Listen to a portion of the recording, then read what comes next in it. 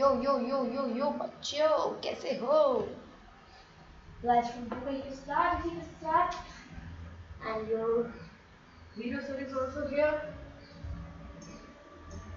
Yo. So, let's start to make video. और मैं भी स्टार्ट ही कर दो, एग्जाम्स आ रही हैं। So, आज हम सारी चीज़ें इस्तेमाल करेंगे ताकि ये डिस्प्ले क्लियर हो जाए।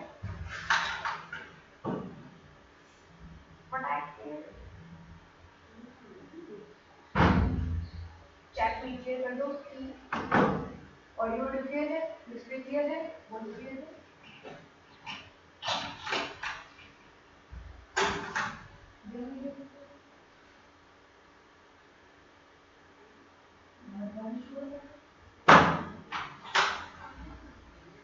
Yo, hello, bachcha party.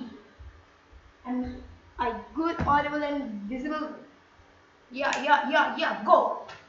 ऐसे की वॉइस थोड़ी कम आ रही है। रुको मेरा माउस होल्ड करो बच्चों।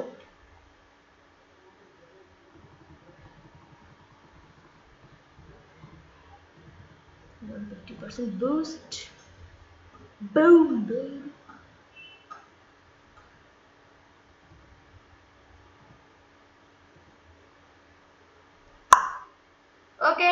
Okay. So my voice is clear.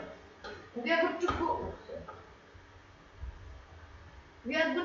बच्चा पार्टी। So आज हम पढ़ने जा रहे हैं द फ्रेंच रेवोल्यूशन।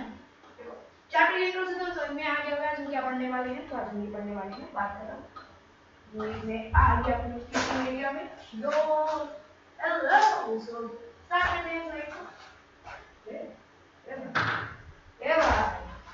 ए भाई क्या हो रही है? स्लाइड क्यों नहीं स्टार्ट हो रही है? मुझको बताओ। माउस नहीं था। Okay, so we are here. Change करते हैं स्लाइड, आते हैं फर्स्ट नोट पे इंट्रोडक्शन एंड बैकग्राउंड। अब यहाँ पे एक चीज ध्यान दो, इंट्रोडक्शन एंड बैकग्राउंड उस समय की फ्रेंच सोसाइटी की, ठीक है। ये तो पीपीटी में जो है वो तुम लिखोगे, मैं कुछ चीजें ओरली भी बताऊंगा, उसको भी तुमको लिखना पड़ेगा, ठीक है, एक्स्ट्रा। समझे? क्लियर है। उन लोग इंसर्ट में बगल में रख लो, रखिए, वेरी गुड।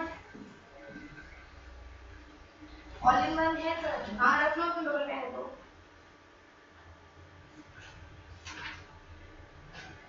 अब हम ये समझेंगे ना कि फ्रेंच सोसाइटी 17वीं सेंचुरी में कैसी थी, ठीक। 18 फ्रेंच रेवोल्यूशन 1789 में शुरू हुआ था, तो 14 जुलाई 1789 में सोमेओ बास्टिल से शुरू हुआ था, और 1799 मतलब समझ लो ये अच्छा खासा लंबा इन लोगों का चला था आजादी की लड़ाई। ये तो एक्चुअली 1799 गलत है क्योंकि 1815 तो नेपोलियन हारा, उसमें वापस से फ्रांस में वही आ गया था, क्या कहते हैं, मोनार्की, ठीक। This was a period of radical political and social change that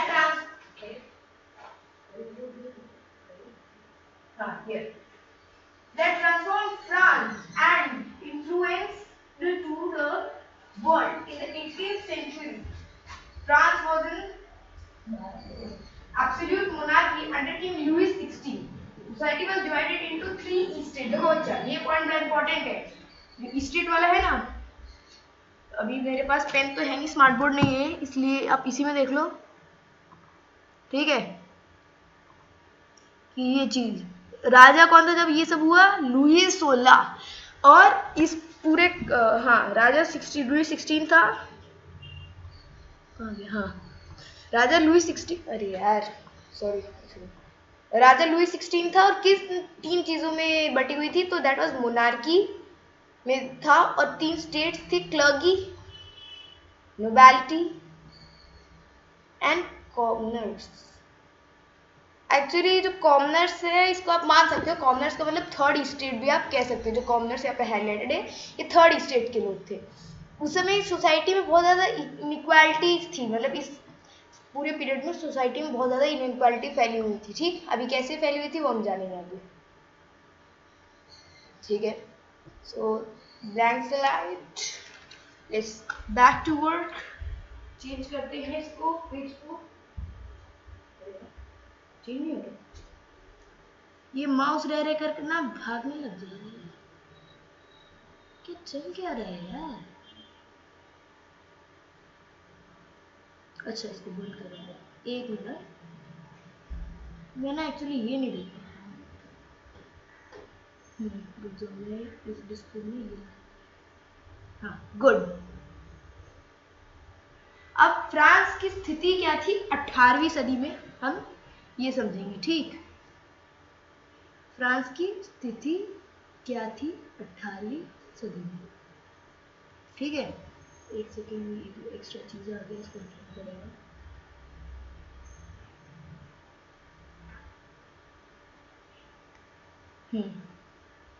अब हम ये समझेंगे कि फ्रांस की बेसिकली स्थिति क्या थी 18वीं सदी में। ओके, क्लियर है? यहाँ से ये चलाएंगे, ये खोलिए एक सेकंड ना, इसमें कुछ प्रॉब्लम है, इसमें हल्का टेढ़ा आएगा, चलेगा, संभाल लेना, समझ में आ रहा है, पढ़ने में आ रहा है? हाँ चलो, पढ़ने में आ रहा है। ठीक, इसको ना मैं आगे ही ले लेता हूँ अपने साथ। हाँ चलो, गुड। तो हम लोग कहा थे कि फ्रांस जो है वो 18वीं सदी में कैसा था। तो France was one of the European wealthiest nation, बहुत पैसा था इसके पास, फ्रांस के पास। तो अब क्वेश्चन यही निकल के आता है कि सर अगर पैसा बहुत था फ्रांस के पास, ठीक है, अंधाधुंध पैसा था इनके पास, तो ये लोग ऐसे करप्ट बैंकरप्ट क्यों हो गए, ऐसे गरीब क्यों बन गए, क्यों बने, तो नहीं समझाते। Wealthiest nations, but faced massive debt due to wars, including 7 years war and its support of the American Revolution. इतना समझो, क्या इसमें दिया है, क्या इसमें दिया है कि अब ये अमीर तो बहुत थे, पैसा तो इन लोगों का घर भर के था, घर भर के था। इतना पैसा था ना कि इन लोगों ने 7 साल लंबे अपने दुश्मन ब्रिटेन से, किससे जंग लड़ी थी, 7 years वॉर ब्रिटेन से लड़ी, और अमेरिकन रेवोल्यूशन यानी कि जो 13 अमेरिकन कॉलोनीज को आजादी मिली थी ब्रिटेन से, वो भी फ्रांस ने ही दिलवाई थी। ठीक, the monarchies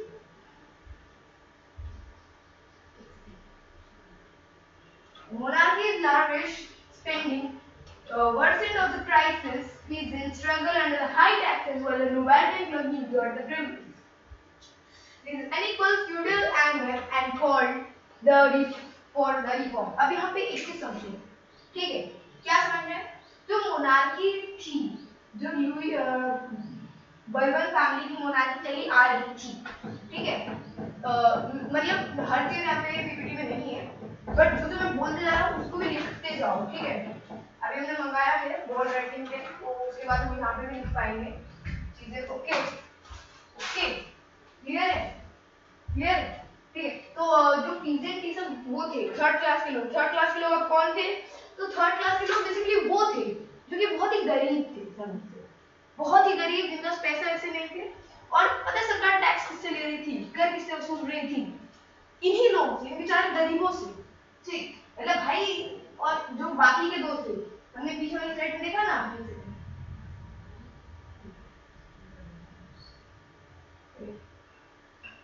हाँ देखो, हमने ये देखा इसमें कि किसमें डिवाइडेड थी states, clergy, nobility and commoners. Commoners third state भी बोले जाते थे क्योंकि आम नागरिक थे। ठीक है, इतना समझ में आ गया? तो अब देखो, क्लर्जी जो थे और नोबिलिटी, क्लर्जी में वो लोग आते थे जो कि किसी भी तरीके से चर्च से जुड़े, पुजारी एंड एक्सेट्रा। ठीक, अब नोबिलिटी में कौन लोग आते थे? वो लोग आते थे जो कि राजा महाराजा रॉयल फैमिली से रिलेटेड थे। और लास्ट थर्ड कॉमनर्स में एक इंसान नहीं आते थे, बहुत सारे इंसान में कॉमनर्स बटा हुआ था। ठीक, किन किन आदमियों में, जैसे पीजेंट हो गए, ये हो गए, और लैंडलेस लेबर हो गए, बिजनेसमैन हो गए, सब छोटे मोटे लोगों में हाँ बटा हुआ था। राइट,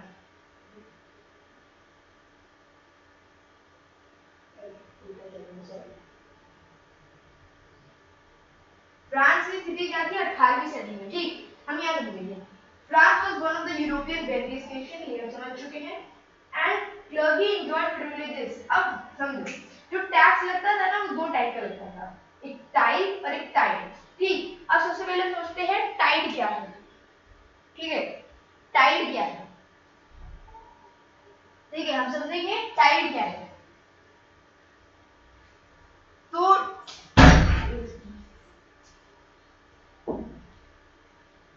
टाइड बेसिकली वो टैक्स होता था जो कि ये लोग क्लर्की लोग एंजॉय करते थे, ठीक। इन लोग को, जैसे किसान है, उसका मान लो इतना बड़ा खेत है, उसमें उसने 10 क्विंटल, क्विंटल मीन्स 100 किलोग्राम, तो 10 क्विंटल उसने वो किया, क्या कहते हैं, गेहूं गया।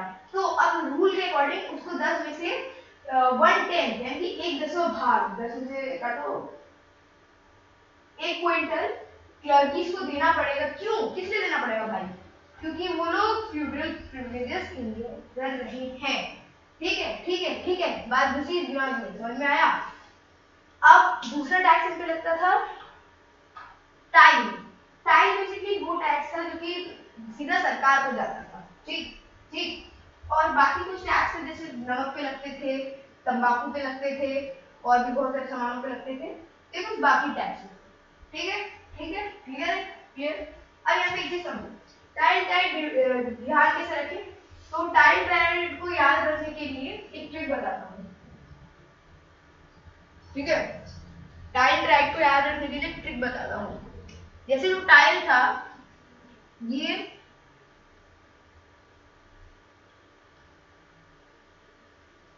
टाइल टैक्स जो है डायरेक्ट टैक्स होता था सरकार पे, ठीक। तो अब टाइल सबके घरों में जनरली टाइल लगी होती है, तो वो ऊपर बाहर से आती है, ठीक।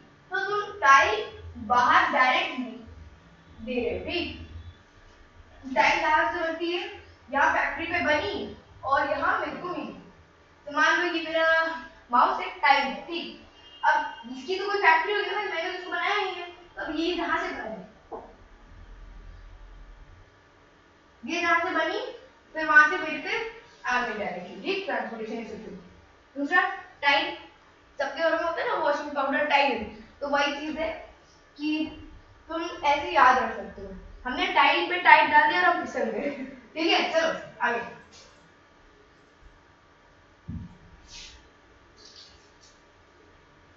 हाँ, अब इसमें इंपॉर्टेंट पॉइंट हाईलाइट कर दे रहा, हाँ बहुत सारे बच्चे बोल रहे चैट में, सर इंपॉर्टेंट पॉइंट देख लो बच्चों, इंपॉर्टेंट पॉइंट होंगे हमारे,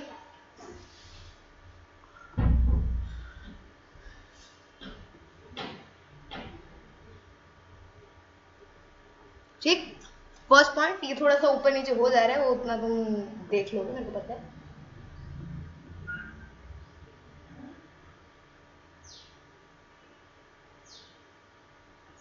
ठीक। ये दोनों पॉइंट, एक सेकेंड,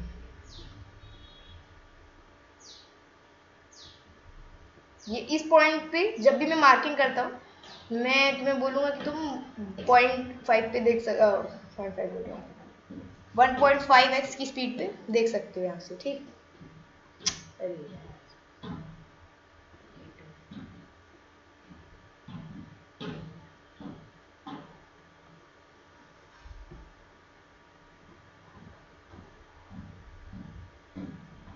ठीक है, वो थोड़ा नीचे ऊपर नीचे हो जा रहा है, तो American revolution,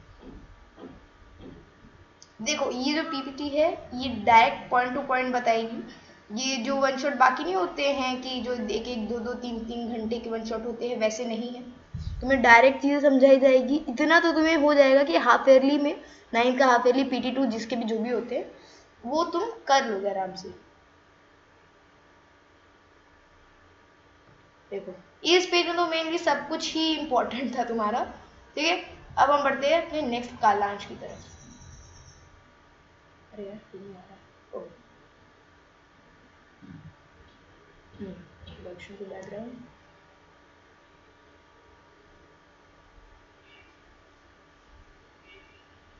France in the 18th century गया, अब आएगा नेक्स्ट द थ्री स्टेट। हाँ, तो अब तीनों स्टेट्स के बारे में दिया हुआ है। फर्स्ट फर्स्ट स्टेट, इस स्टेट्स में अबाउट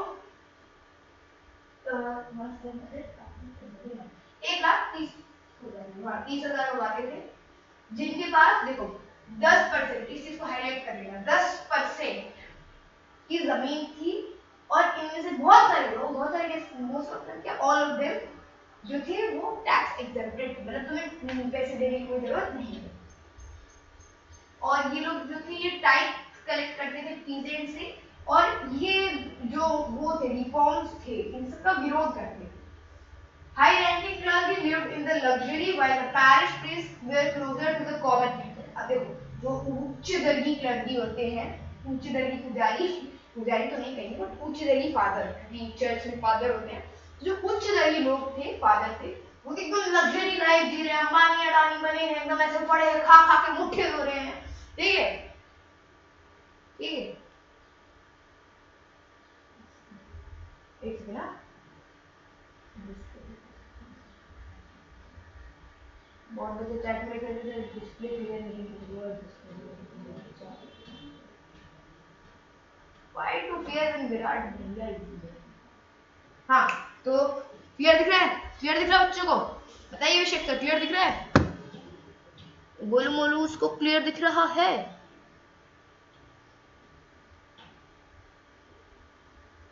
दिख रहा है, ठीक है, तो इतना तो समझ में आ गया ना कि वो कौन थे, क्यों थे, किस लिए थे, ओके, अब आगे बढ़ते हैं, important points, okay okay okay, भूल जाते यार, याद दिला दिया करो लास्ट में, ठीक है, कभी कभार ना मैं भुलक्कड़ हूँ, थोड़ा भूल जाता हूँ, तो मेरे को ऐसे याद दिला दिया करो कि सर इंपॉर्टेंट पॉइंट नहीं बताया आपने, ठीक, तो इंपॉर्टेंट पॉइंट तुम नोट कर लो यहाँ से, फर्स्ट स्टेट कितने लोग थे, ठीक, कितनी % जमीन थी इनके पास,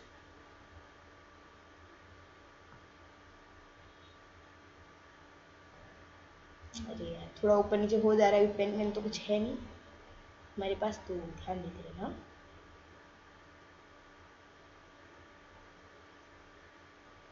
ठीक है, एक सेकेंड है,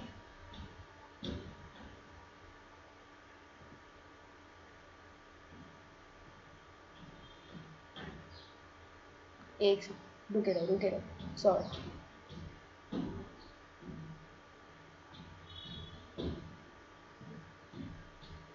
ओह सॉरी बस, मैग्नीफायर नहीं चाहिए, बंद करो मैग्नीफायर, ठीक ठीक ठीक ठीक ठीक, हाँ तो अब बाकी तो आपके एनसीईआरटी में नहीं है, बस इसमें इतना ही वो था, और इसमें एक और पॉइंट मार्क कर लो, बॉल पॉइंट पेन से करा दिया, ये वाला कलेक्टेड टाइप से लेके रेजिस्टेंट रिफॉर्म्स तक, ठीक, इतना मार्क कर लो, इतना पूछेगा एग्जाम में, ठीक ठीक ठीक ठीक, अब चेंज करते हैं स्लाइड, ठीक है ठीक है, स्लाइड हो गई है तुम्हारी चेंज बच्चा,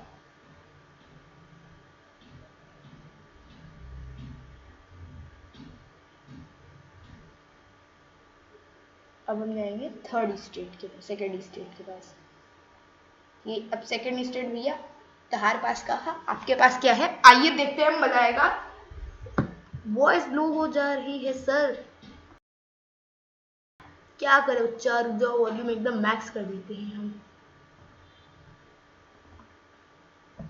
रुक जाओ बच्चा एक सेकंड ना, उसके बाद ऐसी आवाज आएगी ना, तुमको ऐसी आवाज आएगी मजा,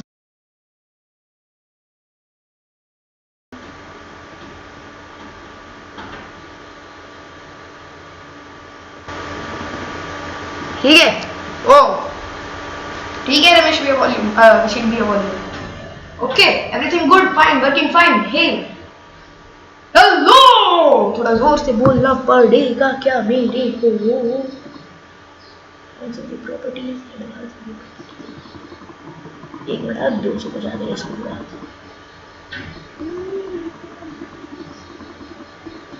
तो एकदम धीरे बोलूँगा तब भी एकदम धीरे रहेगा, बट ये जेंटल वॉइसेस को भी रिकॉर्ड कर लेगा आसपास की, तो उसको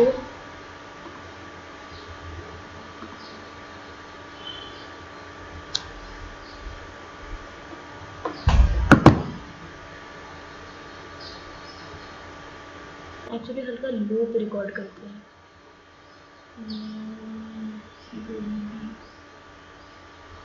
ओके, सो हाँ, सेकेंड स्टेट में क्या क्या स्थिति थी, आइए समझते हैं, बजाएगा।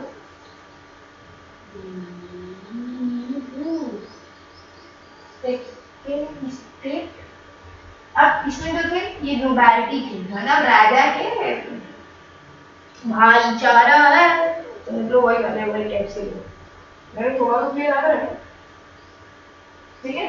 यहाँ पे तो सनग्लास लगा के रिकॉर्ड कर रहा हूँ, प्रोजेक्टर की लाइट सीधा आँख में करती है, तो एक दो सिस्टम अब क्या हो, स्नैक पसंद नहीं है, जब भी है तो भाग रहे हैं। हाँ, चलो, एक the second estate was the nobility around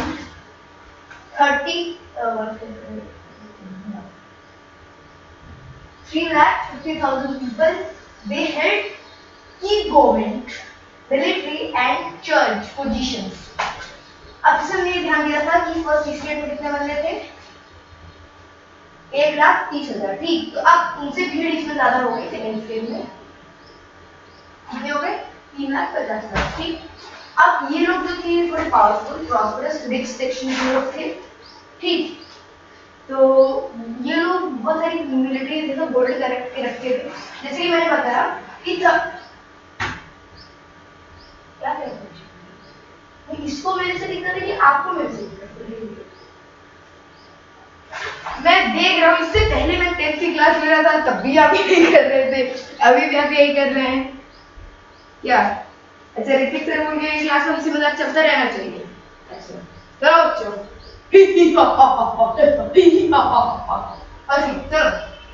वापस, ठीक।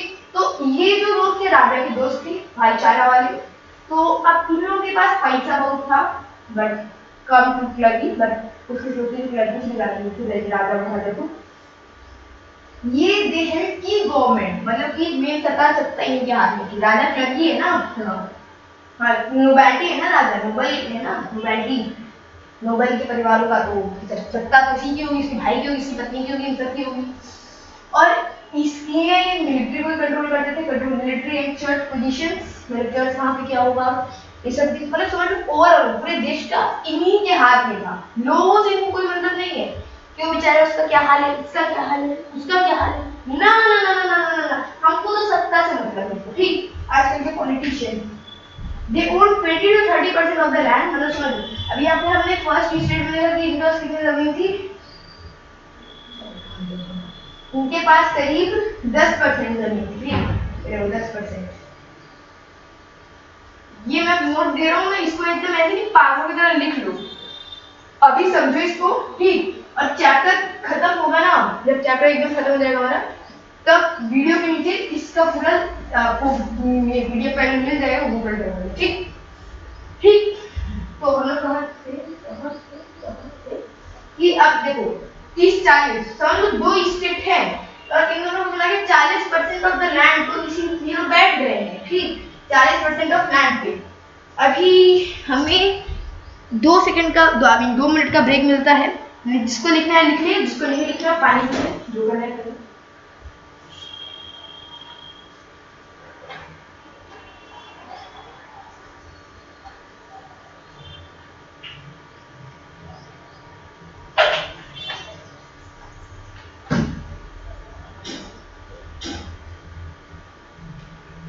हो गया, हो गया, इंपॉर्टेंट पॉइंट करवा दे रहा,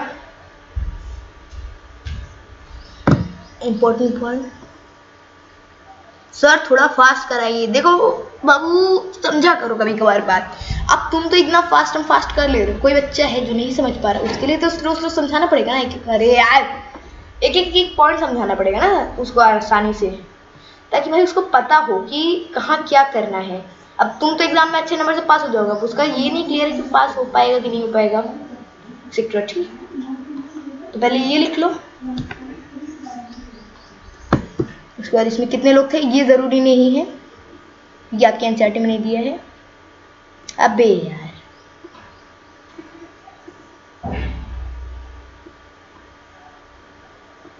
एक्चुअली मैं बहुत छोटे छोटे पॉइंट्स लाया हूँ, तुमको लिख तो सारे ही लेने चाहिए बट अब तुम नहीं लिख पा रहे हो तो लो इम्पोर्टेंट पॉइंट्स। बट ये जो है ना एनसीईआरटी से सब फिल्टर्ड इम्पोर्टेंट ही पॉइंट है, ठीक है। अब ये जो थी ना एक चीज मैं समझाना भूल गया कि ये भी वही थे कि भाई चेंज तो आना ही नहीं चाहिए, ठीक, चेंज के विरुद्ध में थी, ठीक। देवर लाइक कि चेंज आया तो हम देखो क्या करते हैं, हम ट्रेडिशनल प्रिविलेजेस के साथ है ये वाला पॉइंट। ट्रेडिशनल प्रिविलेजेस जो चलता आ रहा है जैसे उसको वैसे ही चलने दो, इस नीति के हम साथ साथ साथ हैं हैं हैं। ओके क्लियर क्लियर क्लियर है। ओके चलो चलो उसमें बात करें। सही अब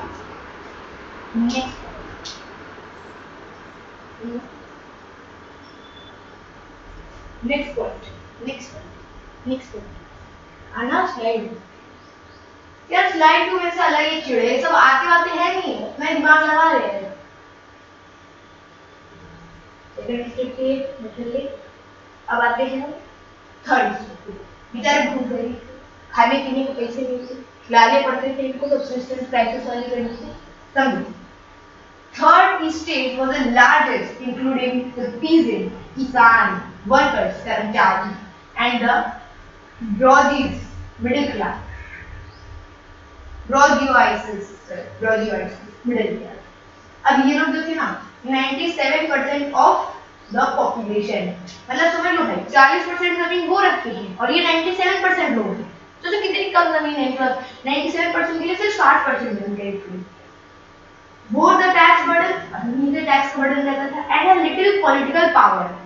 Their frustration became the driving force of revolution. अब ये बेचारे गरीब हैं, फ्रांस में सब्सिस्टेंस क्राइसिस, खाने के लाले पड़ते रहते थे, बेचारे इन लोगों को खाने के पैसे नहीं हो रहे थे।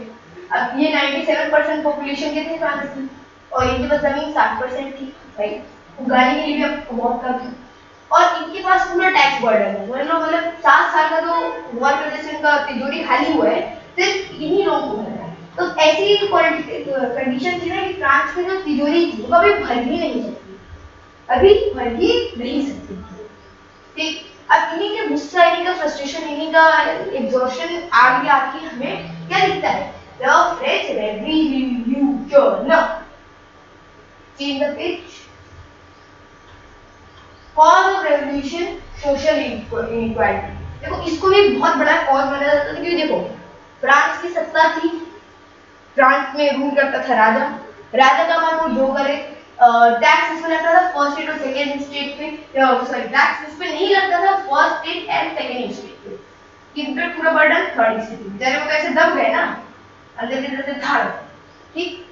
तो अब social inequality was the key cause, वही state system was created, resentiment.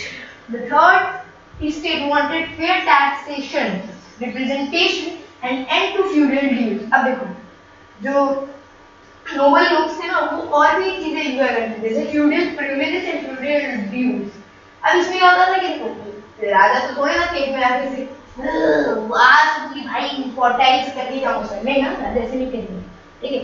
वो राजा अपने मूंछ को ताव देगा, बैठेगा अपने वर्सिलियस के पैलेस में कि आएगा यहाँ पे हल चलाए। तो अब जो किसान थे वो इनके लिए फ्री में खेती करेंगे, ऐसा सिस्टम था फ्यूडल ड्यूज का। अब जब ये समझ में आने लगा लोगों को, ठीक, अभी हम आगे पढ़ेंगे फिलोसोफर्स के रोल। अब जब लोगों को समझ में आने लगा अच्छा ऐसे ऐसे ऐसे ऐसे काम हो रहा है, इसको समझ रोकना पड़ेगा हमें कुछ भी करके।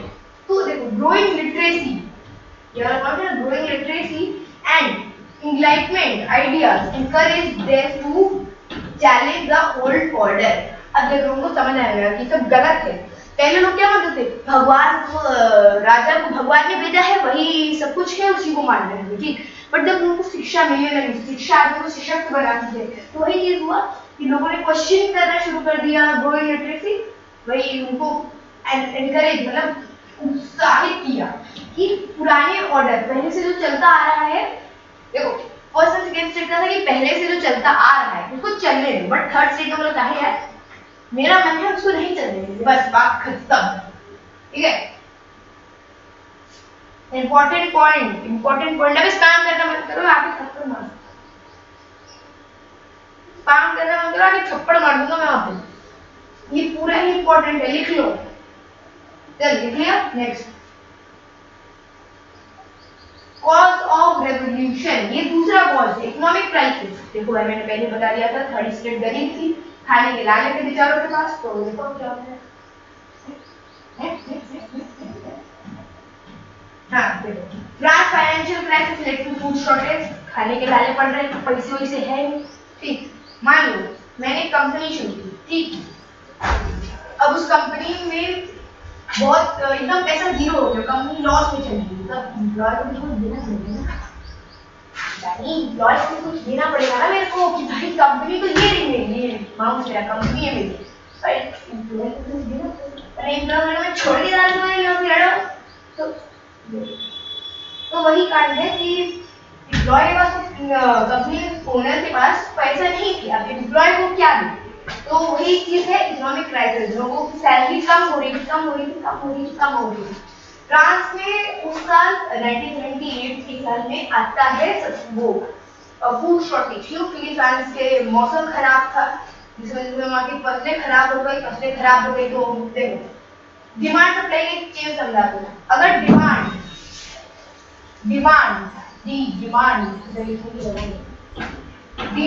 अगर कम होगा,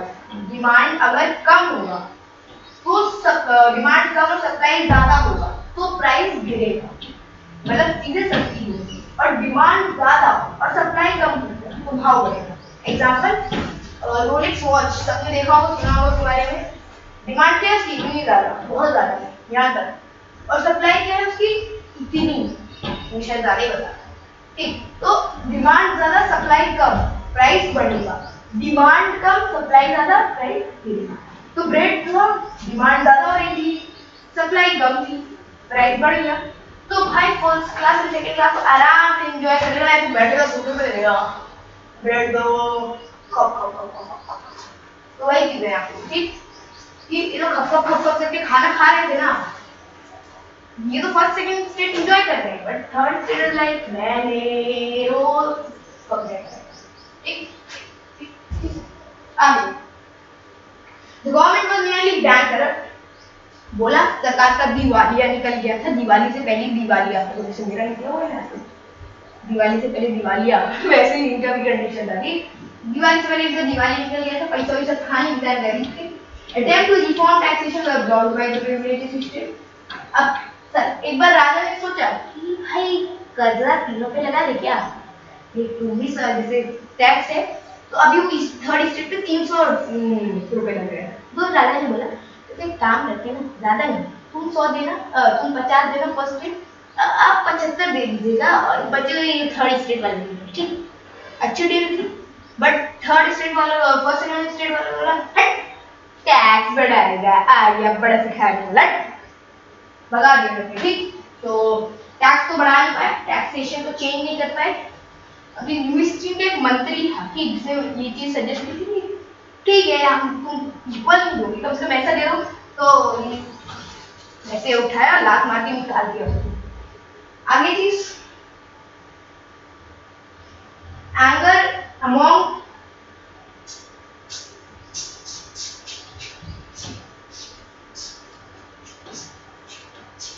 तो इंटेंसिफाइंग एंगर अमॉन्ग कॉमनर्स, मतलब थर्ड स्टेट के लोगों में गुस्सा आ गया, क्या वे सारा टैक्स हम ही दे और प्रिविलेज इनका तो ये लोग उठाए, ठीक, तो ऐसे ही गुस्सा भर गया उन लोगों ने, आगे क्या किया समझाते हैं।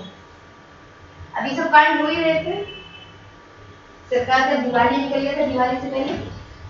अब हम नेक्स्ट स्लाइड पे चलते हैं, जो कि हमारा causes of revolution, entitlement and American influence.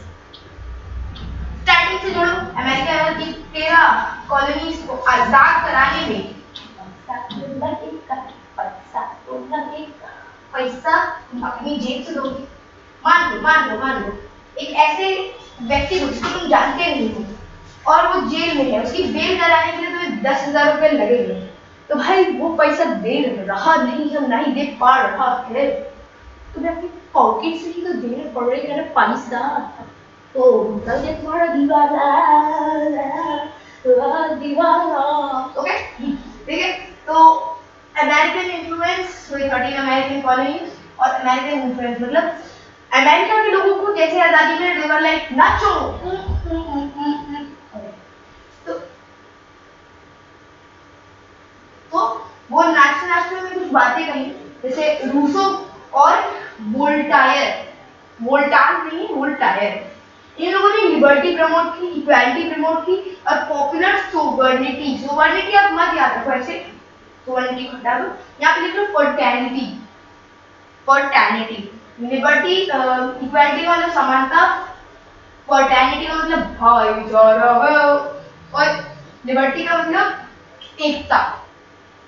एकता भी क्या बताओ एक सेकेंड। लिबर्टी मान लो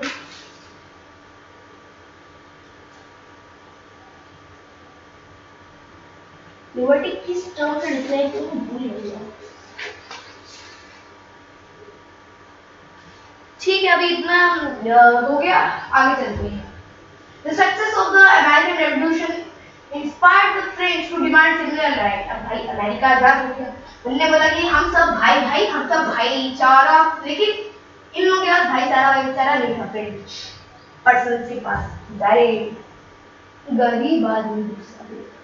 ठीक, तो वही कांड यहाँ पे हुआ। ठीक है, अब हम आते हैं नेक्स्ट पेज पे, which is outbreak of revolution, east general की मीटिंग। ये बच्चे ब्रेक लिख रहे हैं, कितना मिनट पढ़ लिए कि तुम्हें ब्रेक चाहिए है? कितना मिनट पढ़ा है जरा दिखाना, हम भी देखे तो कितना पढ़ लियो बे कि ब्रेक चाहिए इन लोगों को। कितना 37 मिनट पे तुमको ब्रेक चाहिए। क्या टॉपर बनेगा रे तू, क्या टॉपर बनेगा रे तू। पढ़ना है ना, रियल स्टडी करो, ऐसे फेक ब्रेक क्या फेक स्टडी कर रहे हो। रियल स्टडी करो, just be like a man. और क्या है लाइफ में, ठीक है, पढ़ाई करो, अच्छे से करो, नहीं करना लाख मार के भगा दूंगा क्लास से।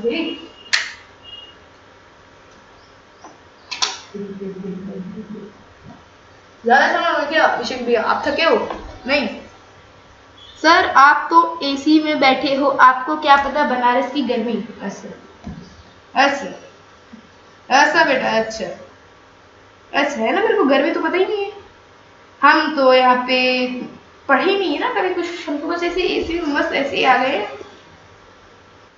अरे यार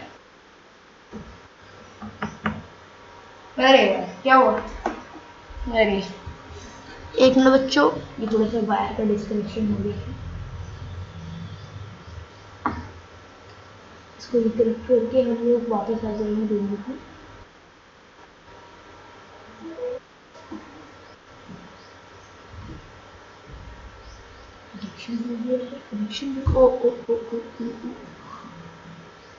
इधर नहीं, उधर डिस्प्ले खोलो, डिस्प्ले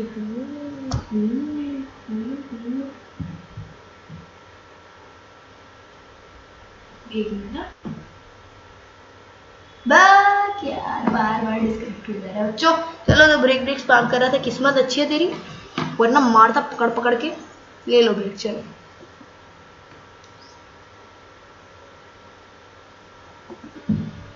हाँ, तो ब्रेक खत्म हो गया है तुम्हारा। और जो बच्चों बोला ना सर आप एसी में बैठे, रुक गए, ये हाथ दिखता है, ये वाला हाथ लेफ्ट में, इसकी मालूम है ना बेटा, 10 किलोमीटर दूर जाकर ठेकाएगा।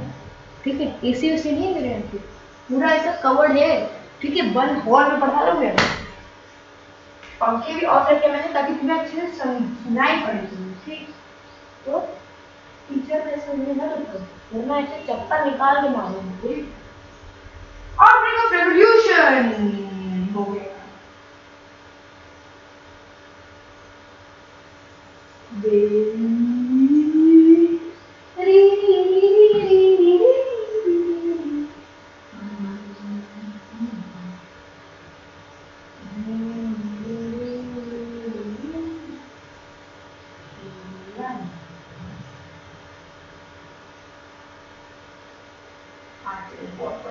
ना हाईलाइट भी करते हैं।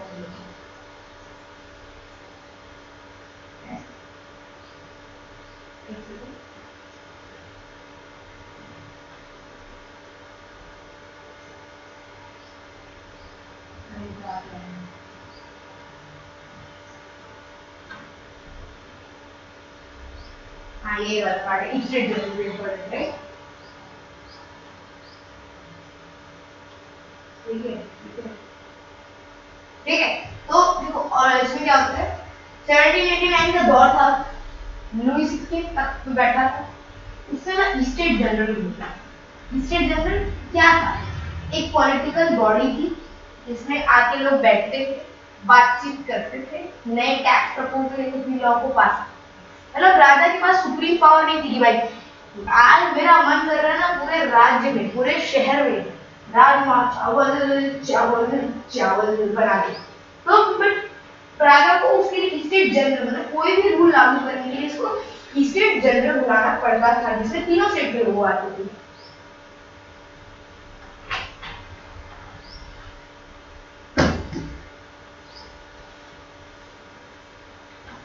और कुछ महान ज्ञानी लोग तो ये बोलेंगे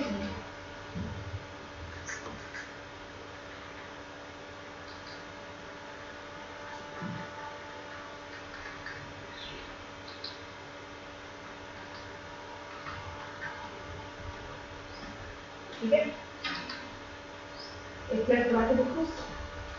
हाँ तो अब कुछ महान ज्ञानी लोग ये बोलेंगे कि सर के बड़ा अच्छा सिस्टम था, बड़ा मजा आ गया सुन के, यो यहाँ पर एक सेकेंड सर ये मोनार्की कैसे, क्योंकि यहाँ पे तो डेमोक्रेसी के बारे में बोला गया है ना, मतलब स्टेट जनरल में मिलती है कुछ पॉलिटिकल बॉडी, मतलब तो ये डेमोक्रेसी है चैप्टर खत्म है, और ये सोच रहे हैं एक रट्टा बड़े ऐसा कुछ भी नहीं है। ठीक तो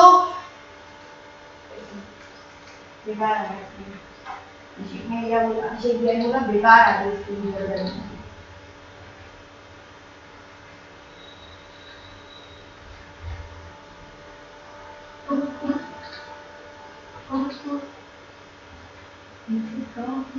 ठीक है तो अब 1789 का दौर था,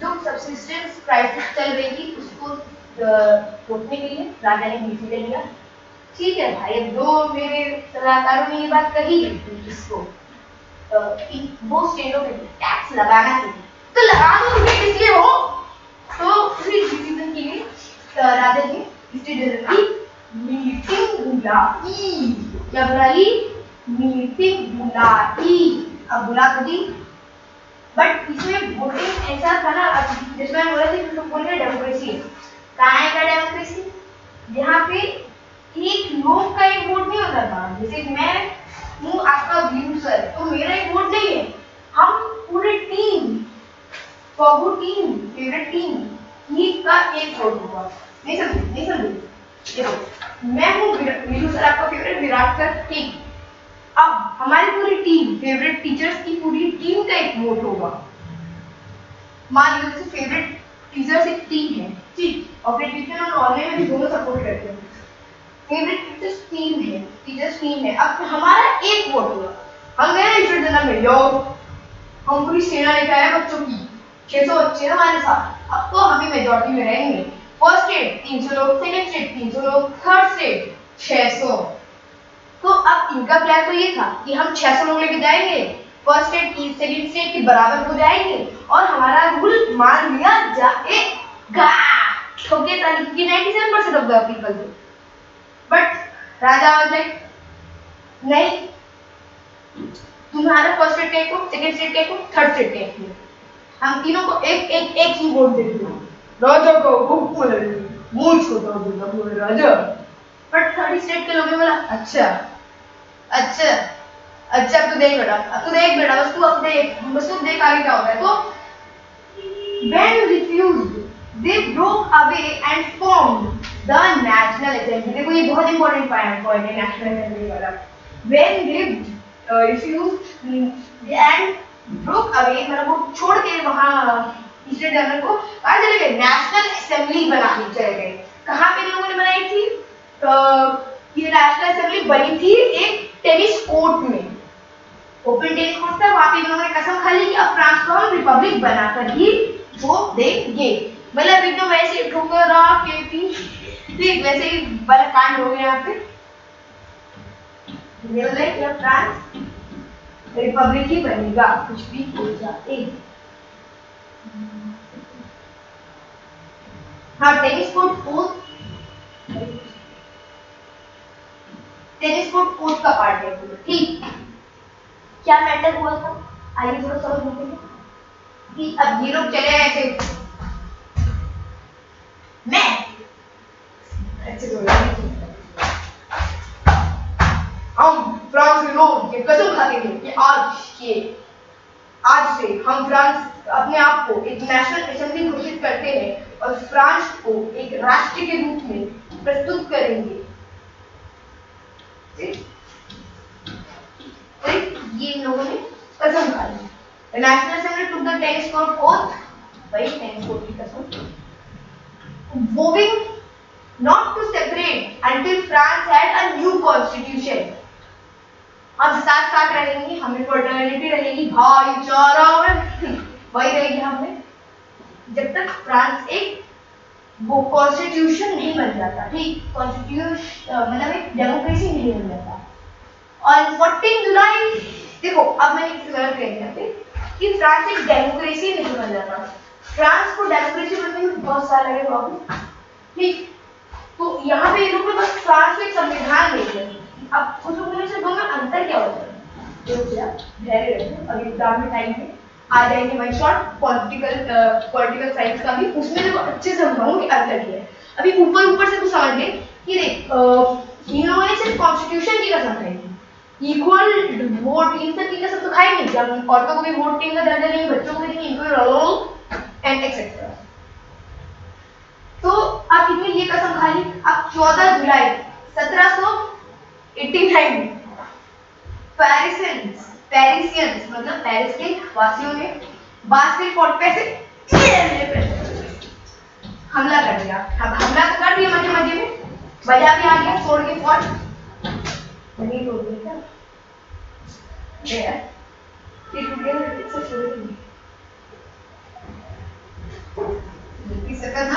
टूट गया।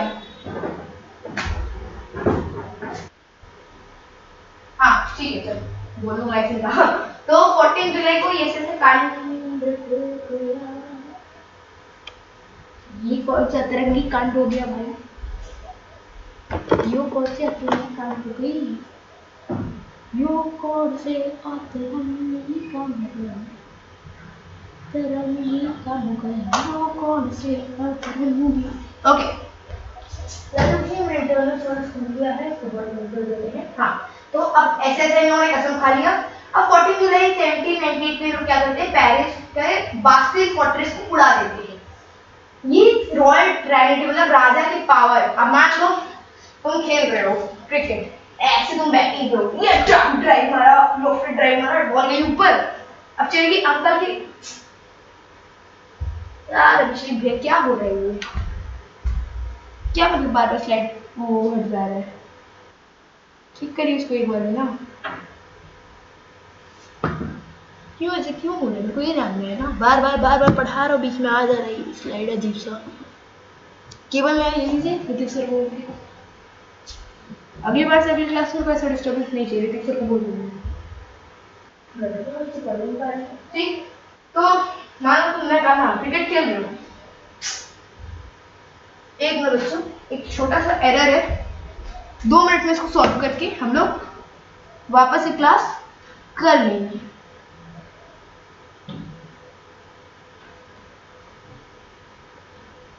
छोटू सा एरर एकदम बच्चों जैसा, ठीक है, तुम लोगों के साइज का एरर एकदम, ये तो यू सॉल्व हो जाएगा। अरे यार एक देना मेरे को। क्या हो रहा है? मेरे को मेरे ऋतिक सर से बात करके आया। तो अच्छे ऋतिक सर से बात होगी, उन्होंने दूसरी केबल भी प्रदान कर दी है। ठीक, तो हम लोग कहा थे? हाँ, क्रिकेट के एग्जाम्पल में ना मेरा बैट देखिए। ठीक है, ये देखो आज लाइव एक्सप्लेनिंग के लिए हम बल्ला भी लेके आए हैं एसजी का। ठीक है, तो मान लो you are here and you are playing cricket, तुम्हें मारा शॉट, चली गई बॉल किसी अंकल, खड़ूस अंकल के घर में। अब अंकल ने बॉल देने से कर दिया मना, तुम्हें आ गया गुस्सा। बगल में अंकल की कार खड़ी थी, सही है ना, ऋतिक सर का गिफ्ट, सीक्रेट गिफ्ट अपनी टीम के लिए था वो। तो अब तुम ऐसे आए और तुमने उसको फोड़ दिया। अंकल का सामान तो गई हो, अंकल का सामान तो गई हो, तो वही चीज यहाँ पे भी हुई हो, वही चीज यहाँ पे भी हुई है। मेरा हेलमेट एक सीक्रेट के साथ बताने वाला था कि आज डेट था और हमारी लाइव सेशन पे हेलमेट वाले सर का भी उद्घाटन होना है, वो बाकी उस पे देख सकते। अरे यार नहीं, केवल भी बकवास है, ऋतिक सर आप ही बकवास हो। मैं और किसी ऋतिक सर को नहीं, अपने ऋतिक सर को बोल रहा हूँ जो हमारे यहाँ पे पढ़ाते हैं। ऋतिक शर्मा, ऋतिक शर्मा, ऋतिक शर्मा। हाँ, तो here it goes। तो बहुत सारे बच्चे पूछ रहे थे सर वो हेलमेट वाले से।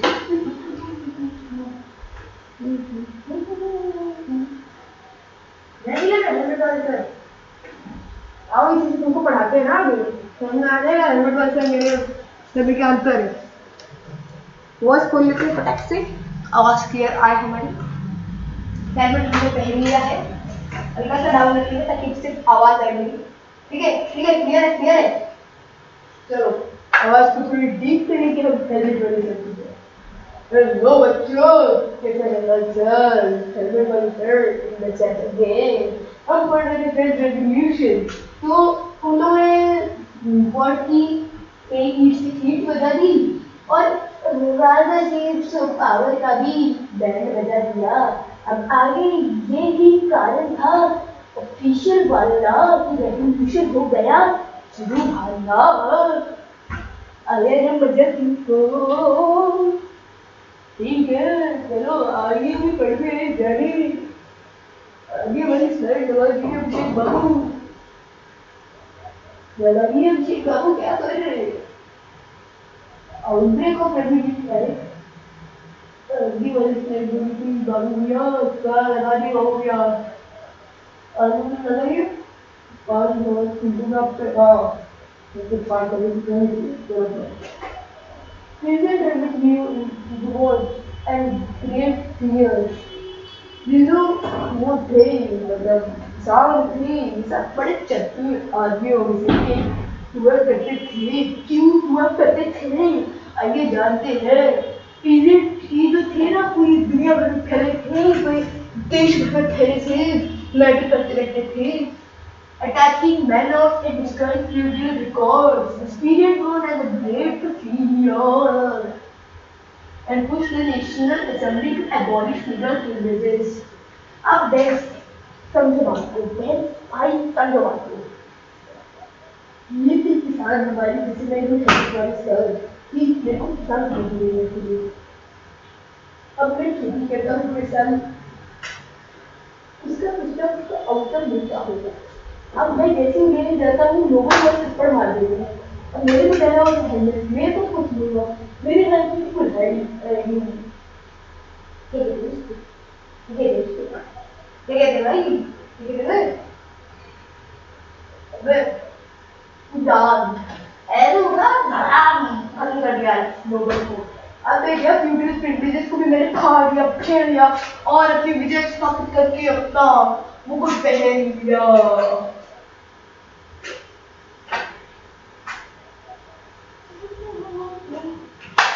Live class, face reveal, face reveal, face reveal, face reveal. Sir पैसे छापने की मशीन है, यहाँ पे भी पढ़ाते हैं यूट्यूब में हेलमेट वाले सर के नाम से भी। अरे भाई तुम जानते नहीं अपने हेलमेट वाले सर को? क्या बच्चों, ऑफलाइन बैच वाले भी ये नहीं पहचानता है जब मैंने वीडियो किया फिर से अपना। ठीक है,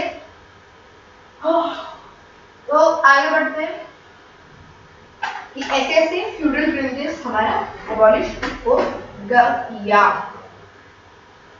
चैट वालों ध्यान दे लो, क्लास हो गया फेस रिवील। चलो बाद में अच्छी वाली वीडियो बनाएंगे उस पे, फेवरेट टीचर्स पे।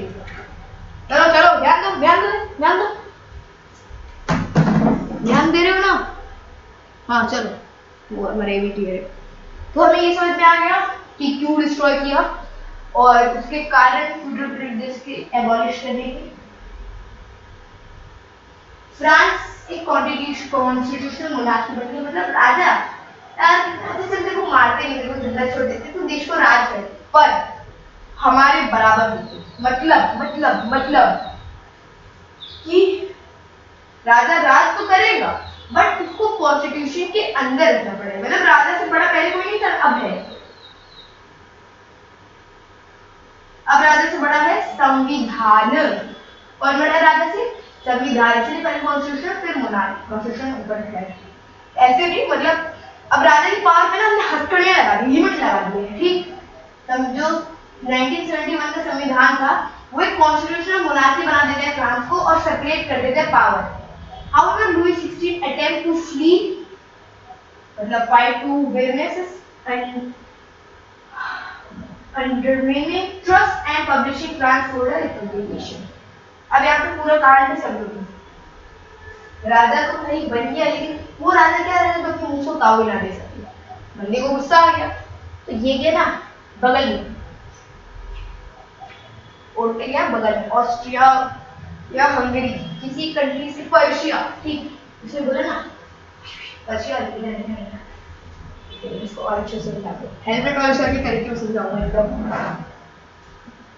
पर्शिया, रूसिया, तो इधर इधर इधर इधर रूसिया। क्या है वो, क्या वो देखा मैं हूँ राजा फ्रांस का, जो कॉन्स्टिट्यूशन में मैं हूँ। ठीक, तो इस चीज को हमको ठीक करने का। ठीक, तो अब इस चीज को ठीक कैसे करेंगे? तू मेरे देश में हमला कर और जो नेशनल असेंबली है उसको काटने फेंक दे। इसके बाद मैं आ जाऊंगा राज कैसे करने का, गाजर मूंगी की तरह। ठीक है, ये चल। और अब ये रूसिया का मास्क पहनेंगे। राजा क्या करता है ना, लो रूसिया का मास्क पहनेगा। अब रूसिया के देश में राजा खुद आता है और अपने देश वालों को, ये उसकी प्लानिंग थी, अपने देश वालों को मैं कैसे मार दूंगा, नेशनल असेंबली को खत्म कर दूंगा पूरी तरीके से। और फिर किसका राज होगा? अपून का प्रूशिया का फ्रांस पे राज हो जाएगा। बाद में प्रूशिया को ओवरथ्रो कर देता कि तू अपना कंट्री संभाल, अपून अपना कंट्री संभालेगा। बॉस को तो बीसी ज्यादा बोला तो उड़ा देगा मार। ठीक, क्लियर? तो constitution of 1971 created a constitutional monarchy with separation of power. वो लेजिस्लेटिव, एग्जीक्यूटिव, जुडिशरी में पावर, बट द और वही सीक्रेट नेगोशिएशन के बाद मैटर हो गया। तो क्या करते हैं ना, नेशनल असेंबली को जैसे इस बात का पता चलता है, अच्छा गद्दारी कर बे, नेशनल असेंबली भी है गद्दारी कर बे, गद्दारी कर तूरी, तो वही कांड यहाँ पे इन लोगों ने कर दिया। और इन लोगों ने पर्शिया, रूसिया और किसके खिलाफ, एक और देश था, रूसिया और जल्दी बताओ चैट में, रूसिया और ऑस्ट्रिया पे हमला बोल दिया एकदम ऐसे, रूसिया ऑस्ट्रिया की। अब यहाँ पे एक डाउट आता है, सर ऑस्ट्रिया को इन लोगों ने बिना बात की क्यों तोड़ा? ऑस्ट्रिया बोले मेरे को क्यों तोड़ा? तो देखो राजा की पत्नी थी, धर्म पत्नी मैरी एंटनी। ठीक, अब ये जो चाची थी ना, थोड़ी सी ये ऑस्ट्रिया की, थोड़ी सी क्या बोल रहा हूँ, ऑस्ट्रिया की। ठीक, तो अब राजा का ससुराल राजा के खिलाफ थोड़ी ना है, this is Raja and this is Raja का ससुराल। देखो ज्यादा अपने कंट्री को करना है, अपना रूल एस्टैब्लिश करना है, ये लेती। अब ऐसा तो कोई करे नहीं ना अपने दामाद के साथ। ठीक, तो राजा वाज लाइक कि तू शांति से बैठ ले, ठीक है? तू नेशनल असेंबली में कहा कि ये रहा हमारा पर्शिया और ये रहा हमारा ऑस्ट्रिया, हल्ला बोल, दोनों पे हमला कर दिया, ठीक? तो ना पर्शिया क्यों फ्री में पिट गया, तो ना चलो आगे बढ़ते हैं, आगे बढ़ते हैं, आगे बढ़ते हैं। अरे यार बेइज्जती क्यों करा देते हो आप अभिषेक भैया? फॉल ऑफ मोनार्की, अब हम ये समझेंगे जो मोनार्की थी ना वो ऐसे एकदम गिर गई, फॉल हो गई, फॉल ऑफ मोनार्की, ठीक? तो भाई फॉल ऑफ मोनार्की का मतलब ये नहीं है, मतलब हाँ मोनार्की को तुमने उठा के फेंक दिया, बट फॉल ऑफ मोनार्की कैसे हुई ये समझते हो। 1972 रेडिकल डिक्लेयर्ड वॉर, मतलब national assembly radical declared war on Austrian Persia, देखा फ्री में पिट गया। Paris mob storm the Tuileries palace, मतलब अब इन लोगों में और गुस्सा था, अभी बास्टिंग तोड़ के आए थे, बगल में ट्यूलिसिस था, ये लेते ही तोड़ दिए। Monarchy was abolished, France was declared Republic, Louis 16 was tried and executed for the treason in January 1793। तो नेशनल असेंबली में राजा को लगातार कर दे और उसके बाद राजा को ऐसे उठा के खत्म निपटा मारा। 19 डेट आ रहा है जनवरी 1973 में राजा निपट गया, ठीक? ठीक, ट्राइड, ट्राइड मतलब ट्रायल बेटा, मतलब जज के सामने उसको प्रस्तुत किया गया और जैसे बोला टांग दो इसको, ठीक है? एक सेकंड, अरे यार ये है ना मेरे चेक जैसे छोड़ू मम्मी आज ऋतिक से मिल जाए तो थोड़ी में खत्म कर दूंगा दुनिया से, मजाक कर रहा हूँ। ये इतना लैगी हो गया ना बच्चे पढ़ नहीं पाएंगे, और ऋतिक सर कोई बात समझ में नहीं आ रही है, ये तो कभी कभार दिखा दे रहा है मेरे को, बट जब नहीं दिखा रहा तब क्या करेंगे, देखा हट जा रहा है। रुक जाओ बच्चों, एक और फ्री ब्रेक एंजॉय कर सकते हो, 1 घंटा 2 मिनट हो ही गया, इसमें से 15 मिनट तो मैं ऋतिक सर खराब करके चले गए। तो हम फॉल ऑफ मोनार्की पढ़ रहे थे, वो इशू क्लियर हो गया है फाइनली, अच्छी वाली किबरिट हम लोगों ने लगा दी थोड़ी। सो 1972 में ये वॉर हम समझ चुके थे, नेक्स्ट टॉपिक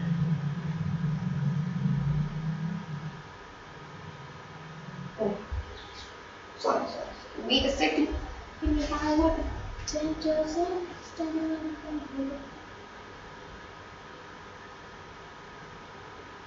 yeah, अभी आपको डिस्प्ले में यहाँ से कुछ बच्चे बोल रहे थे सर स्क्रीन बहुत ज़्यादा ब्लर है, बहुत ज़्यादा ब्लर है, बहुत ज़्यादा ब्लर है, ठीक है? ज़्यादा सोचो मत, नीचे छोटा सा आपको ये दिख रहा होगा, उसको आप यूट्यूब से जूम करके भी देख सकते हो, क्लियर है?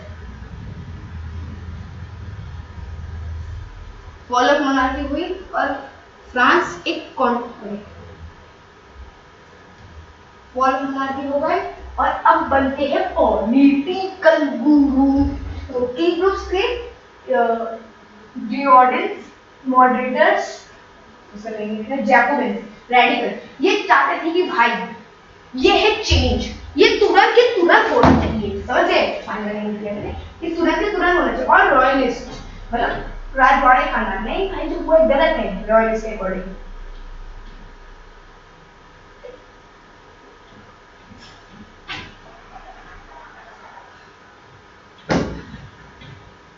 आपके एनसीईआरटी में डायग्राम दिया होगा और 1971 के आर्टिकल का, तो उसमें बहुत सारी ऐसी चीजें थी जो बदली जानी थी। और वोटिंग राइट सिर्फ प्रॉपर्टीड मैन के हाथ में था, ठीक है? वोटिंग राइट किसके हाथ में था? सिर्फ प्रॉपर्टीड, मतलब मैं अमीर हूँ मेरे पास वोटिंग राइट है, बात खत्म। मैं कोई वोटिंग राइट नहीं था, ठीक?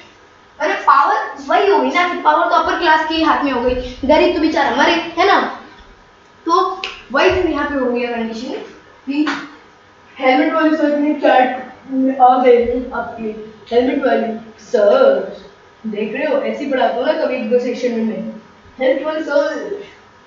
तो पॉलिटिकल ग्रुप से बन चुके थे, सब कुछ कांड हो चुका था। अब जब इतना कुछ हो ही गया था ना, तो जो रेडिकल्स थे, जैकोबिन्स थे, इनमें पावर अपने हाथ में नहीं, ये है पावर भाई आ जाती मेरे हाथ में, ठीक? और अब इनने क्या किया, इनने स्लाइड बदल दी, रीजन ऑफ टेरर, ठीक है। इंडिया की स्लाइड भी बनी थी। इन सबका राजा एक बेताज बादशाह, घूमता हुआ शेर, उनका शेर कौन था कौन था कौन था?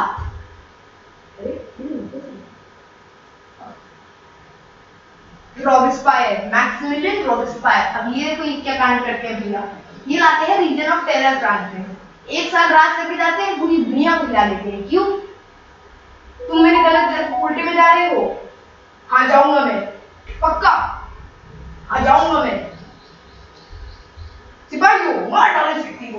तो ये करूंगा कि तुम मेरे अगेंस्ट में जाओगे, तुम मारोगे एट एनी कॉस्ट, ठीक। From 1973 to 1793 to 94, Robespierre committed of public safety ruled in France. बहुत ही स्ट्रिक्ट रूलर था, इसको डिसिप्लिन बहुत पसंद था, इसलिए टक्का देता था लोगों को सीधा। Thousands were executed by guillotine, included Marie Antoinette. Marie Antoinette रानी थी, उसको भी इस बंदे ने खत्म कर दिया। Harsh law targeted enemies of the revolution. जो भी चाहते थे ना भाई क्रांति गलत है क्रांति, हाँ गलत है क्रांति। गिलोटिन, तब गिलोटिन क्या था? गिलोटिन बेसिकली एक मशीन होती है, रुको ड्रॉ करके समझाता हूँ, ठीक।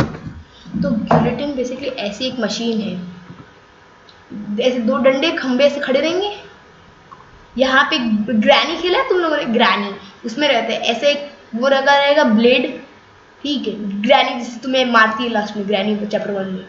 फिर ऐसे रस्सी लगी रहेगी, यहाँ पे कोई इसको पकड़े रहेगा इस पॉइंट पे, और यहाँ पे किसी का सर रखा जाएगा इस होल एरिया में, मतलब समझ लो भाई, यहाँ पे सर रखा जाएगा और यहाँ से ब्लेड छूटेगा, खत्म, बाय बाय टाटा सी गया, खत्म, ठीक। आगे वाले पार्ट पे चलते हैं हम। बॉल पॉइंट पेन चेंज कर लेते हैं, ठीक है। तो क्या बदलाव लाया बंदा जोश में, एक बारी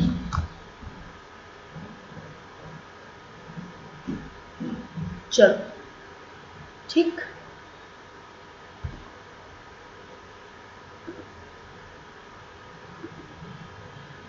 तो इसके बाद रीजन ऑफ टेरर, भाई इसका भी कोई ना कोई अंत होगा ना। आए आए हाँ, एंड ऑफ टेरर।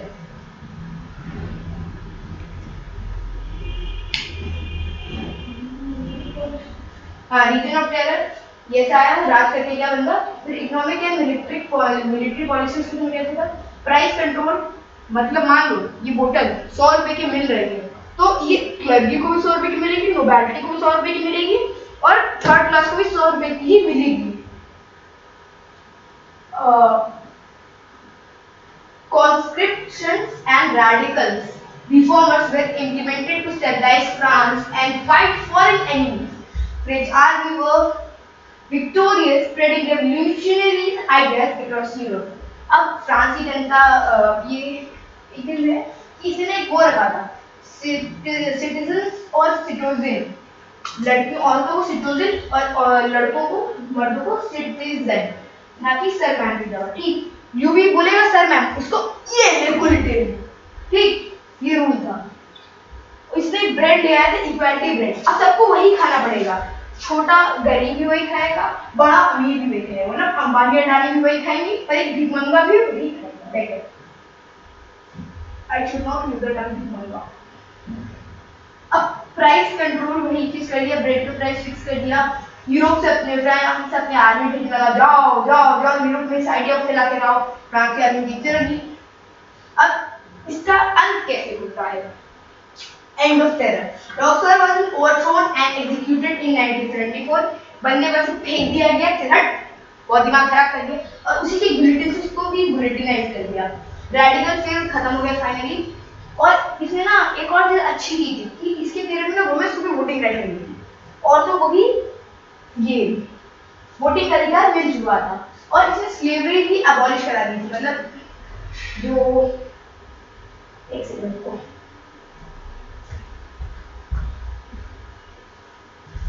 एक मिनट, वर्ल्ड का मैप है कि, अरे यार वर्ल्ड का मैप नहीं, सॉरी चो, वर्ल्ड का मैप होता तो और अच्छे समझा देता, बट ये समझ लो अभी के लिए कि जैसे यहाँ पे ये रीजन ये रीजन हो गया हमारा कैरिबियन आइलैंड, जो यहाँ के हैं, वेस्ट इंडीज आइलैंड, ये सब बनाया गया। हाँ ये रीजन देखो, ओ इसको मैं वैसे ड्रॉ करके रिप्रेजेंट कर सकता हूँ, ओके तुम लोगों के लिए ध्यान भी हाथ में रखना, ठीक है। तो ये हो गया वेस्ट इंडीज, हैंड राइटिंग मध्य में माउस से कर रहा हूँ। ये हो गया हमारा Africa, cape of good hope,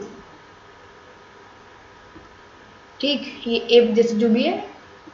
और ये हो गया हमारा Europe.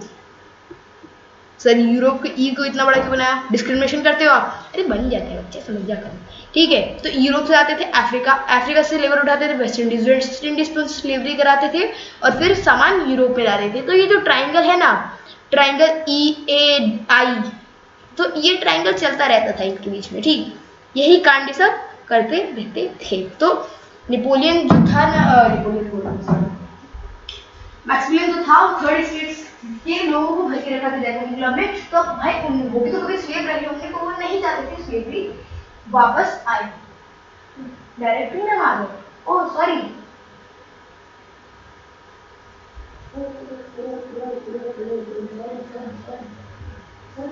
Sorry I am sorry Babu, directory बढ़ेगा। तो अब 5 मैन डायरेक्टरी, तो 5 लोगों का एक समूह आया जो 1995 से 1999 तक हुआ। बहुत करप्शन हुआ इसमें, इकोनॉमिक ट्रबल्स आए, जो बहुत सारी अपॉर्चुनिटी थी कि वो ऊपर जाएगी, वो फेल होती गई, बहुत ज्यादा फेलियर हुआ। और एक मिलिट्री लीडर नेपोलियन फ्रांस के सत्ता पे अपना हक जमा लेता है, ठीक है। इस चीज को थोड़ा सा लॉन्ग समझाता हूँ डायरेक्टली। अब देखो वहां पे वापस कॉन्स्टिट्यूशन आ गया, बट अब कॉन्स्टिट्यूशन पार्लियामेंट कॉन्स्टिट्यूशन के लोग, नेशनल असेंबली के लोग और डायरेक्टरी के लोग लड़ते रहते थे। मतलब कभी ये है हमारा वापस हेलमेट वाले से एपिसोड देख भाई, एकदम क्यों हेलमेट वाले से तुम बोलते हो ना, मैं हेलमेट वाले सर, हेलमेट वाले सर, आप नहीं हो, वो आपसे अच्छा पढ़ाते हैं, वो उसके लिए प्रिपरेशन भी लगती है आपको। ये है हमारा नेशनल असेंबली, नेशनल असेंबली, ए वीडियो सुन रहा है, मेरे को फ्रांस में नेट टैक्स लाने तेरे से तो पूछने से चल, अबे इधर को अन्ना डायरेक्टरी 5 लोग की मिलके उठा के पटक देंगे अभी फ्रांस की जनता को बोलने से, समझ गया, ज्यादा थोड़े ना ऐसे हाथ में झापड़ पड़ेगा, गिरना ही है, चल। अब दोनों बीच में ऐसे मैटर होते रहते थे, ये क्या बोल रहा है, मैटर होते रहते थे लोगों के बीच में, ठीक। तो अभी जो मैटर है, मैटर के 3 फॉर्म होते हैं, साइंस को भी छोड़ देते हैं थोड़ा पीछे। सब कमेंट उसमें लिख रहे हैं कि फिर मैटर की 3 फॉर्म होते, कौन सा फॉर्म होता था, इन्होंने बीच में लड़ाई होती थी, ठीक है। अभी बहुत ज्यादा फेलियर साबित हुआ डिक्टेटरी, और फ्रांस में नेपोलियन को तख्त का राजा बना, तख्त मिल गई और नेपोलियन राज करता था। नेपोलियन एक बहुत अच्छा रूलर था in terms of my life, ठीक है। बंदा वैसे इसने गलत काम भी किए थे, रिवर्स करा थे फ्रांस में कि हम लोग जीत रहे हैं, इजिप्ट से एकदम मार खा के आया था बंदा वापस, ठीक। अबे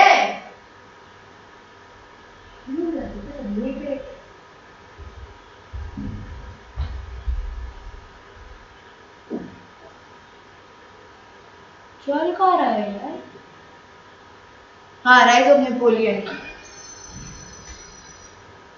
rise of Napoleon, Napoleon Bonaparte इसका पूरा नाम था, या नेपोलियन, हाँ नेपोलियन बोनापार्ट। इसको पावर मिली थी 1799 में, एक कोप दे टाट, कॉप दे टाट, इसको कॉप दे टाट कहते हैं, टाटी, बट हम इसको बोलेंगे कॉप दे टाट, ठीक। ये वो था मिलिट्री रिफॉर्म, कह लो पाकिस्तान में हुआ था कि अब इसने जनता से पूछा, मतलब वो करा रेफरेंडम इलेक्शन कि बताओ नेपोलियन क्या राजा बन जाए या ना बने। नेपोलियन, इसको वोट मिला था अराउंड 99% जो डेटा है ऑफिशियली उसके अकॉर्डिंग। हाँ आ रहा हूँ। ऋतिक सर बोल रहे थे और लेक्चर खत्म हो गया तो भाई आइए रेस्पेक्ट करिए थोड़ा, लेकिन नहीं, बच्चों का वाला एग्जाम है हम पढ़ाएंगे बोले, ठीक है। तो ऐसे वो अपनी टेरिटरी बढ़ाते बढ़ाते देखो, और उसने एजुकेशन लॉ लाया जिसको नेपोलियन कोड, मतलब इसने बहुत कुछ किया यूरोप में। इस पे सेपरेट वीडियो बनी थी बट ये अभी आपके टॉपिक में नहीं है, तो हमें इसको खत्म छोड़ देना है, हम आगे चलते हैं, ठीक। इसके ड्रेस एक सब कुछ बहुत ज्यादा था।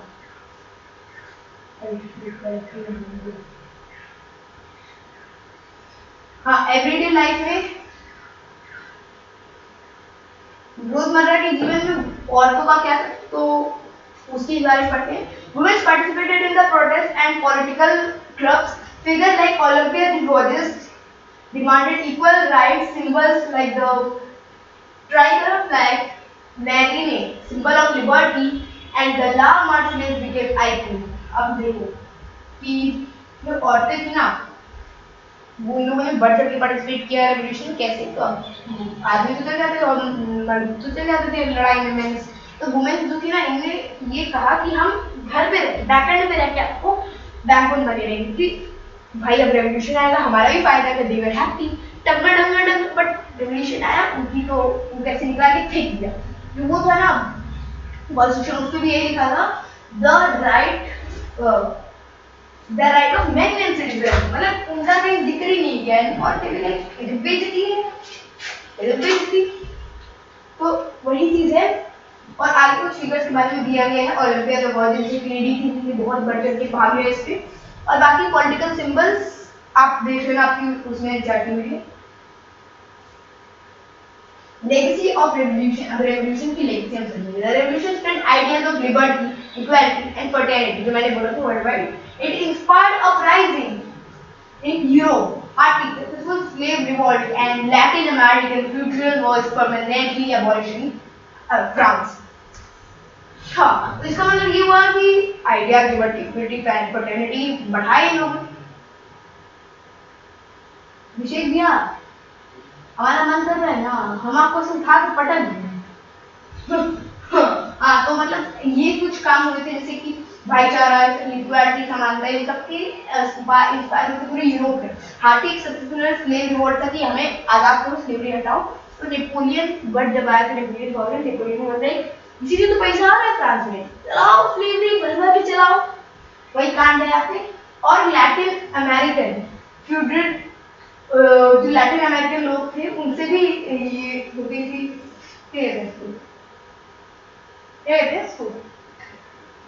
Slave feudal system permanently France में खत्म कर दिया। ग्लोबल इम्पैक्ट, दुनिया में क्या पड़ा, देखो एक मस्त चीज बता दो। कोई देख के गया है ना कि फ्रांस में अगर छींक आती है ना, पूरे यूरोप को मुकाबला होता है। तो वही ग्लोबल इम्पैक्ट पड़ा। France revolution shaped the modern democracy, secularism and human rights. Its legacy continue to influence political movement today. आज भी इसका लेगेसी पूरे दुनिया, संसार को वो करता है, मतलब इन्फ्लुएंस करता है। और इंडिया ने भी इसको देख के बहुत सारे अपने लॉज इन्हीं में से लिए।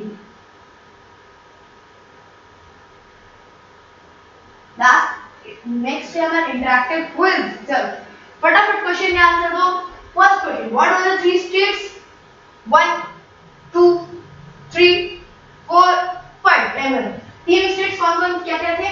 फर्स्ट था हमारा first state, second state, third state. अब इन तीनों के बारे में आपको लिख देना है एग्जाम में।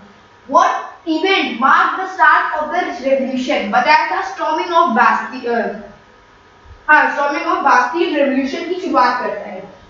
Who led region of terror? देखो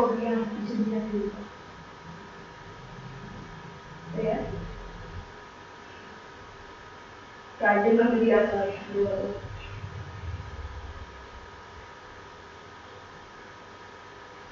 स्टॉर्मिंग ऑफ बास्टिल है ना। देखो on 14 July Paris symbol of revolution and this is marked as the official start of revolution, ठीक है। और जो स्टार्ट में माना नहीं जाता है, तो हम यहाँ से ऐसा बढ़िया था, नहीं से revolution during that time. Who led the Legion of Terror? पता ही चल जाएगा, Jacobin club, Maximilian Robespierre. What was the Constitution of 1971? जो डायग्राम आपकी बुक में दिया है उसको उतार देना आपको और आपको ये लिखना है कि क्यों हुआ था, किस लिए काटा था। How did Napoleon rise to power? डिक्टेटरी और गवर्नमेंट आपस में लड़ाई करते रहती थी, इसका फायदा उठाया नेपोलियन ने और उसने एक रेफरेंडम कराया जिसमें वो जीत गया। उसके बाद वो फ्रांस का तख्त का राजा बन गया।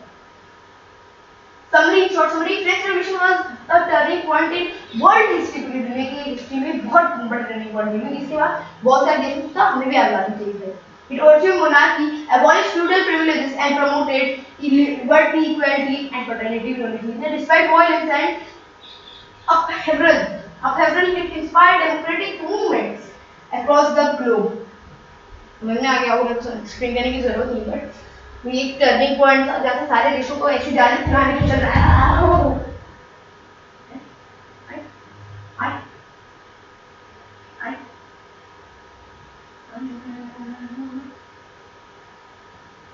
तो ये टर्निंग पॉइंट था बेसिकली जहाँ पे सबको समझ में आ गया कि हमें भी आजादी चाहिए, हमें भी चीजों को समझना है, हमें भी दुनिया इस राजा को ओवरथ्रो करना है। इसी के साथ thank you for being with us. Doubt clear कर लो अपने जल्दी जल्दी।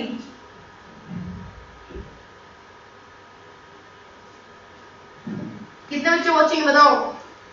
अभिषेक भैया 36,000 बच्चे। ऐप पे कितने?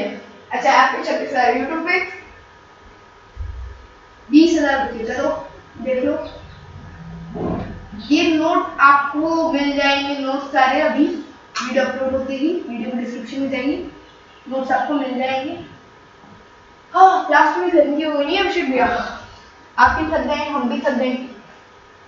चलिए signing off for today and take care, see you in the next class. Bye मेरे छोटे मोटे चुटके। हो 1 घंटा 22 मिनट की लेक्चर हो गया, तो जल्दी निपटा देंगे आज। चलो।